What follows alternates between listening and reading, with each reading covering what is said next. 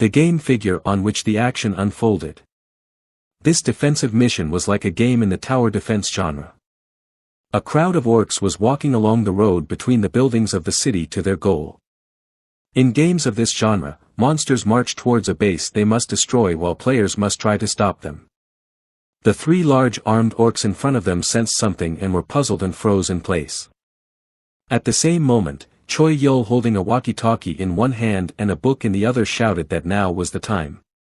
At the same moment, the players who were sitting in ambush on the buildings according to the plan started firing at the monsters with long-range weapons.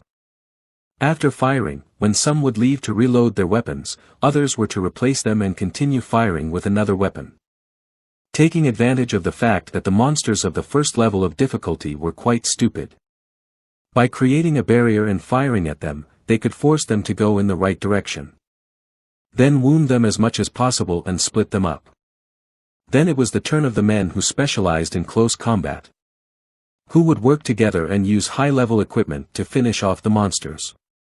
At the same time, with a walkie-talkie in hand and leaning over the book, Choi Yul was giving out instructions and orders on how best to proceed. In Krasina's book, the data was updated on what was happening in real time. The owner only needed to think of the information he needed and turn the page, and it would immediately appear in front of him. As Choi Yul continued to kneel in front of the book, not even changing his shirt, which was still stained with blood, he continued to give information about what was about to happen and how to act. The book gave him hope that he would succeed with it. And together with the others, he could survive this game. A pillar of smoke was rising above the city and sparks of flame could be seen. At the same time, the orcs were not in the best position, unable to resist in any way, they could only receive the blows that were coming at them from all sides. Kwon Jae-yong continued to fire at the monsters with his automatic rifle and informed his squad that the enemy had been eliminated, then ordered the third squad to inspect the area. Hearing this, the soldier who was acting as a communicator immediately replied that he would report back to Choi Yul. After the monsters were exterminated, Sergeant Kwon Jae-yong thought about the fact that at first, the headquarters command had decided what to do, given the guy's suggestions. However, now he was taking charge of the command. Kwon Jae-yong looked at the guy who was excitedly talking about something while holding a book in his hand, and remembered what he had said that the book was only information. Which meant that his skills to explain and command virtually an entire city were not due to the book, but his own. Or was it another ability of the book after all? However, the sergeant was interrupted from his thoughts by the voice of Choi Yul, who approached him and called his name. Then, with a tired smile on his face, he said that it was almost over. He turned to the guy and asked if that meant that the boss of the last wave was on his way. He replied that it did, but added that there was no need to worry about it. Go Haiju was going to finish him off in one hit. The girl who was the hope of all mankind was sleeping peacefully in the back of the truck in a sleeping bag. But a sudden rumbling sound made her open her sleepy eyes and look at her in bewilderment. As it turned out, in front of her was a huge earth golem, which was not particularly friendly, smiling at the girl. She saw him and immediately screamed in fright. The boss's name was Giant Billy. He was the first difficulty. His story said that he was a giant who was born weak and was abandoned. Also, the information from the system window said that despite his enormous size he was weak in battle. Seeing that the girl was awake, Choi Yul, who was still holding the book, smiled and greeted the girl, who came to her senses and asked indignantly why they hadn't woken her up. To which the sergeant, pulling the pin from the grenade, replied that there were no flashes. Then he immediately threw a grenade at the giant, which exploded and blinded him. With a furious roar, he slammed his huge fist into the ground where the truck had been a second before. Still in the sleeping bag, the shocked Go Haiju asked the guy what was going on. He replied that if they let that monster into the city, all the bases would be destroyed immediately. And that's why they came here. The next moment, the military truck stopped in the middle of the field. Looking at the giant that was standing on all fours and also looking at them, Choi Yul said that it was very good that it was very slow and had no resistance to the elements, adding that they could easily defeat it if they covered it with a hail of attacks. As the girl climbed down from the back of the truck, she asked in surprise how they could do so much damage if they were the only ones here. The guy turned to the girl and said that he wasn't talking about them. He was talking about her. Choi Yul's words took her by surprise, as she didn't understand how she could pull this off. At the same time, the giant regained his senses and began to approach our heroes again. Grabbing her spear and using a skill that made it glow with a bright flame, Go Haiju asked Choi Yul what she should do. Choi Yul looked at the book and said that items above heroic rank have hidden abilities. And if they are performed, they can change the shape of the item or activate a hidden ability. However, in order to find out what those abilities were, the requirements had to be met first. Adding that the book had all the information about the items. In the middle of the field, being blessed by the pink sunset, holding a spear in her hand stood a lone girl. It was none other than Go Haiju, who turned to Choi Yul and asked him if he was sure of what he was saying. He told her not to believe him, but to believe the book, which had never been wrong before. The giant kneeling on his knees reached out his huge hand to the girl in front of him. Go Haiju raised her spear and said she had a bad feeling. The next moment, she stabbed it into her stomach, shouting furiously that even so, she still believed him. The giant put his hands together and swung at the girl standing with a punctured stomach, intending to strike. The next second he actually hit the spot where the girl was standing, creating a loud explosion. When Sergeant Kwon Jae-yong saw this, he panicked and asked the guy if everything was going as planned, to which he replied that there was no need to worry, since all the conditions had been met. Suddenly a light began to shine from the ground around the giant. And in the next moment, under the hands of the giant in the place where the girl was supposed to be, a fire barrier began to form, which pushed back the hands of the boss. A moment later, a huge fire dragon appeared in front of the boss, who seemed not so big anymore, with flames spewing out of its mouth. This was the hidden skill of the dragon fawn. Sergeant Kwon Jae-yong and Choi Yul looked at this with astonishment, as even Choi Yul with the knowledge from the book couldn't fully imagine what would actually happen in the end. A large glowing ball of light began to form in the dragon's open mouth, which it intended to attack the poor golem, who was already regretting having gotten involved in all this. In the next moment there was a powerful explosion, from which the flames flew in all directions, and which made the ground split into small pieces.